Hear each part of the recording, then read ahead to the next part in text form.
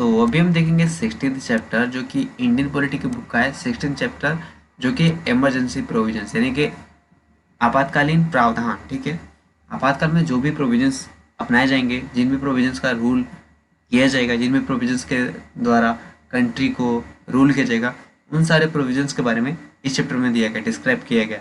So first of all इसका जो intro video है वो स्टार्ट करते हैं कि इसका जो इंट्रो है, इसका जो बैकग्राउंड वो क्या था ना। यहाँ पे कहा जा रहा है कि इमरजेंसी प्रोविजंस जो संवैधानिक आपातकालीन प्रावधानों के आर कंटेंट यानी कि सम्मिलित हैं in part 18 of the constitution यानी कि संविधान के 18वें भाग में। ये क्या है, कंटेंट के यानी कि सम्मिलित है फ्रॉम आर्टिकल्स 352 टू 360, आर्टिकल अनुच्छेद 352 से लेकर 360 तक। ठीक है, दीज प्रोविजंस यानी कि जो ये अनुच्छेद ये प्रावधान है इनेबल होते हैं, enable the central government to meet any abnormal situation effectively.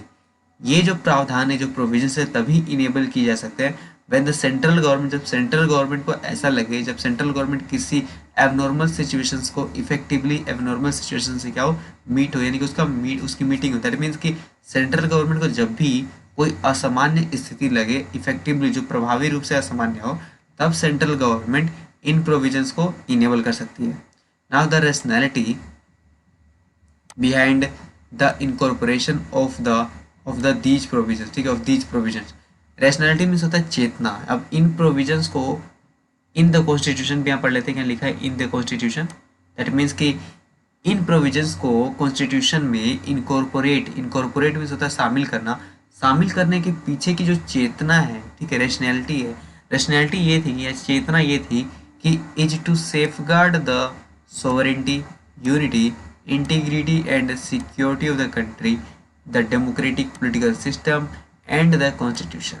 यानी को सुरक्षा करने के लिए ही इन सभी को क्या, इन सभी प्रोविजंस को इन प्रोविजंस की इनकॉर्पोरेशन किया गया। और वो सुरक्षा किस चीज़ की, टू सेफगार्ड, सुरक्षा इस चीज़ की, सोवरेंटी की, संप्रभुत्व की, यूनिटी, एकता की, इंटीग्रिटी, अखंडता की, and the security of the country, और देश की सुरक्षा की, द डेमोक्रेटिक पॉलिटिकल सिस्टम, जो लोकतांत्रिक राजनीतिक व्यवस्था है उसकी सिक्योरिटी के लिए, एंड द कॉन्स्टिट्यूशन, और संविधान की सिक्योरिटी के लिए, उसकी सिक्योरिटी को सेफगार्ड करने के लिए ही इन प्रोविजंस को इनेबल किया जा सकता है। एंड कॉन्स्टिट्यूशन की सिक्योरिटी के लिए ही, उसके सिक्योरिटी को सेफगार्ड करने के लिए ही इन प्रोविजंस को कॉन्स्टिट्यूशन में इनकॉर्पोरेट किया गया। उसके बाद क्या, ड्यूरिंग एन इमरजेंसी, एक आपातकाल के दौरान, the central government becomes all powerful and the states go into the total control of the centre. कहने का मतलब है कि सेंट्रल गवर्नमेंट जब इमरजेंसी होती है, ड्यूरिंग एन इमरजेंसी, किसी इमरजेंसी के दौरान सेंट्रल गवर्नमेंट क्या होती है, बहुत शक्तिशाली बन जाती है। And the states go into the total control of the centre, और जो भी स्टेट्स होते हैं टोटल कंट्रोल में आ जाते हैं सेंटर के, डायरेक्ट अब सेंटर का रूल चलता है, ना कि स्टेट का। किसी भी स्टेट का रूल नहीं चलेगा, डायरेक्ट सेंटर का रूल चलेगा। It converts the federal structure into a unitary one without a formal amendment of the constitution. कहने का मतलब ये है कि इमरजेंसी के दौरान जो हमारा फेडरल स्ट्रक्चर है इंडिया में, वो क्या होता है, एक यूनिटरी स्ट्रक्चर में कन्वर्ट हो जाता है। ठीक है, and without a formal amendment of the constitution, कोई भी इसमें संशोधन नहीं होता कॉन्स्टिट्यूशन में। जो इंडियन कॉन्स्टिट्यूशन है उसमें कोई भी रत्ती भर भी अमेंडमेंट नहीं होगा, कोई भी संशोधन नहीं होगा। एंड इसे डायरेक्ट फेडरल से यूनिटरी पे स्विच किया जाता है, और इस तरह इमरजेंसी लागू होता है तब भी फेडरल से डायरेक्ट यूनिटरी पे स्विच हो जाता है हमारा कॉन्स्टिट्यूशन जो है। Now this kind of transformation of the political system from federal during normal times to unitary during emergency is a unique feature of the Indian constitution. और ये जो फीचर है पॉलिटिकल सिस्टम का, ठीक है, इंडियन पॉलिटिकल सिस्टम का, जो इस प्रकार की जो ट्रांसफॉर्मेशन की जो प्रकार, ये जो ट्रांसफॉर्मेशन के ये जो प्रकार है, और ये हमारी जो राजनीतिक सिस्टम है, ठीक है, पॉलिटिकल सिस्टम है, इसका जो डायरेक्ट फेडरल से, ठीक है, नॉर्मल स्थिति में फेडरल रहता है, एंड डायरेक्ट इमरजेंसी के टाइम एक यूनिटरी फीचर्स जो आते हैं, यूनिटरी हो जाता है। ठीक है, ये यूनिटरी स्ट्रक्चर आ जाता है। ये एक यूनिक फीचर है ऑफ द इंडियन कॉन्स्टिट्यूशन का, यानी कि इमरजेंसी का क्या है, एक यूनिक फीचर है, यानी कि जो भारतीय संविधान की एक मुख्य विशेषता है, अद्भुत विशेषता है। इन दिस कॉन्टेक्स्ट, इस संदर्भ में doctor B R Ambedkar observed in the constituent assembly that इस संदर्भ में डॉक्टर बी आर अम्बेडकर, जो डॉक्टर भीमराव अम्बेडकर थे, उन्होंने बहुत सी बातें को ऑब्जर्व किया कॉन्स्टिट्यूएंट असेंबली में, यानी कि जो संवैधानिक सभा थी उसमें। उसके बाद क्या था, वो इसमें हुआ ये था कि ऑल फेडरल सिस्टम, ठीक है, यानी कि जितनी भी संघीय व्यवस्थाएं हैं इंक्लूडिंग अमेरिकन, ठीक है, अमेरिका को भी इंक्लूड किया जाए तो अमेरिका के साथ साथ बहुत सी संघीय व्यवस्थाएं are placed in a tight mould. Tight mould means होता है, जैसे टाइट मीन्स हो गया मतलब एकदम तंज हुआ, यानी कसा हुआ, एंड मोल्ड मीन्स हो गया साचा, यानी कि एक तरह का कहा जा सकता है कि कोई भी आकार है, ठीक है, किसी भी चीज़ को जो बाहरी से दाब कर रखता है, ठीक है, कवर करके रखता है, वो साचा हो गया, ठीक है। तो जो अमेरिकन कॉन्स्टिट्यूशन के जैसे जितने फेडरल सिस्टम्स है, जितने फेडरल कंट्रीज हैं, ठीक है, जहाँ पे फेडरल स्ट्रक्चर है, वो क्या होते हैं, टाइट मोल्ड होती हैं फेडरलिज्म की। वहाँ पे जो संघीय व्यवस्था वो क्या होती है, कठोर होती हैं। But no matter what the circumstances, कोई भी परिस्थितियाँ हो, कोई फर्क नहीं पड़ता, it cannot change its form and shape. ये क्या होती है अपनी, जैसे भारत में क्या था कि यूनिट फेडरल से डायरेक्ट यूनिटरी पे स्विच कर सकते हैं, बट ऑल जो फेडरल सिस्टम, जो जहाँ फेडरल कंट्रीज है, जहाँ फेडरल स्ट्रक्चर है, वो कहती है कुछ भी स्थिति हो जाए, भाई कोई भी स्थिति आ जाए, तो वो चेंज नहीं कर सकती अपने फॉर्म एंड शेप को, लेकिन it can never be unitary. वही बात कर रहा हूँ, ये कभी भी यूनिटरी नहीं बन सकती, ठीक है। ऑन द अदर हैंड, इसके विपरीत दूसरी तरफ, the constitution of India can be both unitary as well as federal according to their requirements of time and circumstances। इसके विपरीत दूसरी तरफ जो कॉन्स्टिट्यूशन ऑफ इंडिया है, कैन बी बोथ, दोनों में से कुछ भी बन सकता है, यूनिटरी भी बन सकता है एज वेल एज फेडरल भी बन सकता है, according to requirements of time, समय की आवश्यकता के अनुसार और परिस्थितियों के अनुसार वो यूनिटरी भी बन सकता है और फेडरल भी बन सकता है। ये भारत का जो कॉन्स्टिट्यूशन है इसकी विशेषता है। अब बात करते हैं कि इन नॉर्मल टाइम्स, सामान्य स्थितियों में it is frame to work as a federal system, इसे फ्रेम किया गया है कि ये फेडरल सिस्टम की तरह वर्क करे।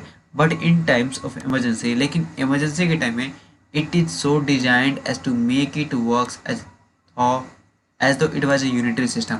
और इमरजेंसी के टाइम में इस प्रकार डिजाइन किया गया है कि ये इमरजेंसी के टाइम में यूनिटरी सिस्टम के जैसा काम करे। The constitution stipulates 3 types of emergencies. अब ये जो संविधान है हमारा, ये स्टिपुलेट करता है 3 टाइप की इमरजेंसीज को, यानी कि 3 टाइप के इमरजेंसी जो आपातकाल है उनको बताता है, उनको बांटता है। पहला इमरजेंसी है वो है an emergency due to war. अब यहाँ पढ़िए कि एक ऐसी इमरजेंसी जो वॉर के कारण, एक्सटर्नल एग्रेशन, ठीक है, बाहरी एग्रेशन जो भी होता है, ठीक है, बाहरी आक्रमण कह सकते हैं, बाहरी आक्रमण और आर्म्ड रिवेलियन, यानी कि सशस्त्र विद्रोह, ठीक है। अभी बाहरी आक्रमण कहिए या फिर सशस्त्र विद्रोह कहिए, दोनों का मतलब एक ही होता है। अब यहाँ पे कह रहे हैं कि एन इमरजेंसी, एक ऐसी इमरजेंसी जिसमें क्या हो, वॉर, एक मेन इंपॉर्टेंट पार्ट है वॉर के थ्रू, ठीक है। एक्सटर्नल एग्रेशन भी कहिए या फिर आर्म्ड रिवेलियन कहिए, इस दोनों में क्या होता है, वॉर ही होता है, एंड ये तो वॉर ही है, ठीक है, ड्यू टू वॉर। तो एक बात में कही जा सकती है वॉर के थ्रू, ठीक है, ये वॉर के थ्रू स्टार्ट होती है। एंड ये इसमें इसे डिफाइन किया गया आर्टिकल 352 में, यानी कि अनुच्छेद 352 में इसके बारे में पूरे डिटेल से डिफाइन किया गया। This is popularly known as national emergency, और इसे नेशनल इमरजेंसी के नाम से ये क्या लोकप्रिय है, प्रसिद्ध है, इसे नेशनल इमरजेंसी कहा जाता है। हाउएवर, हालांकि the constitution employs the expression proclamation of emergency to denote an emergency of this type, यानी कि हालांकि जो हमारा संविधान इम्प्लॉयज करता है इस बात को बताने को चाहता है कि द एक्सप्रेशन, जो इसके एक्सप्रेशन से उसे व्यक्त करना चाहता है, नियोजित करना चाहता है, प्रोक्लेमेशन ऑफ इमरजेंसी, यानी कि आपातकाल की घोषणा, to denote an emergency of this type, यानी कि इस टाइप की इमरजेंसी को डिनोट करने के लिए इसे हम आपातकाल की घोषणा की तरह इसे नियुक्त किया जाता है, यानी कि नियोजित किया जाता है कि आपातकाल की घोषणा है ये, इसे हम इस प्रकार डिफाइन कर सकते हैं ना। सेकेंड पॉइंट कह रहा है, जो सेकेंड टाइप की इमरजेंसी वो है an emergency due to the failure of the constitutional machinery, that means in the states. Article 356 में डिफाइन किया गया इसे। कहने का मतलब ये है, ऐसी इमरजेंसी जो किसी भी स्टेट में कॉन्स्टिट्यूशनल मशीनरी के कारण फ्लॉप हो जाए, कहीं ना कहीं कॉन्स्टिट्यूशनल फॉल्ट हो, उसके थ्रू अगर कहीं गलती होती है तो दिस इज पॉपुलरली, तो ये इस प्रकार का जो इमरजेंसी होगा, हाँ, इस प्रकार की जो इमरजेंसी होगी यहाँ पे नाम दिए गए, it is also known by the 2 others name, state emergency और कॉन्स्टिट्यूंट इमरजेंसी। तो इस तरह की इमरजेंसी को स्टेट इमरजेंसी कहा जा सकता है या फिर कॉन्स्टिट्यूशनल इमरजेंसी भी कहा जा सकता है, यानी कि संवैधानिक आपातकाल। और इसे this is popularly known as, इसे प्रेसिडेंट रूल के नाम से, इसे प्रेसिडेंट रूल के नाम से भी जाना जाता है, यानी कि राष्ट्रपति शासन वहाँ पे लागू किया जाता है, इसलिए उसे राष्ट्रपति शासन के नाम से जाना जाता है। हाउएवर, हालांकि the constitution doesn't use, that means does not use the word emergency for this situation. हालांकि जो कॉन्स्टिट्यूशन है इस सिचुएशन के लिए इमरजेंसी का वर्ड यूज नहीं करता, ठीक है, यानी कि जो हमारा संविधान है, ये जो स्थिति है इसके लिए इमरजेंसी का वर्ड यूज नहीं किया जाएगा, संविधान के द्वारा नहीं किया जाता है ना। थर्ड पॉइंट है, जो थर्ड टाइप की जो इमरजेंसी वो है फाइनेंशियल इमरजेंसी, यानी कि वित्तीय आपातकाल। अब ये किस लिए होता है? ये होता है due to a threat to the financial stability और क्रेडिट ऑफ इंडिया, यानी कि ये किसी धोखाधड़ी के कारण होता है। अगर कोई फाइनेंशियल स्टेबिलिटी या स्थिरता आई है उसके थ्रू, या फिर फाइनेंशियल क्रेडिट हुआ है भारत में उसके थ्रू, तो भारत की जो फाइनेंशियल स्टेबिलिटी और फाइनेंशियल क्रेडिट का जो भी थ्रेट्स रिलेटेड जो भी प्रॉब्लम्स होती हैं उनके द्वारा ये फाइनेंशियल इमरजेंसी प्रॉब्लम ग्रो करती हैं, और इसे डिफाइन किया गया आर्टिकल 360 में। आई होप कि आपको पूरा लेक्चर समझ में आ गया हो। तो वीडियो अच्छी लगी तो वीडियो को लाइक कीजिए, चैनल को सब्सक्राइब कीजिए। मिलते हैं नेक्स्ट वीडियो में नेक्स्ट पार्ट के साथ, तब तक के लिए जय हिंद, वंदे मातरम।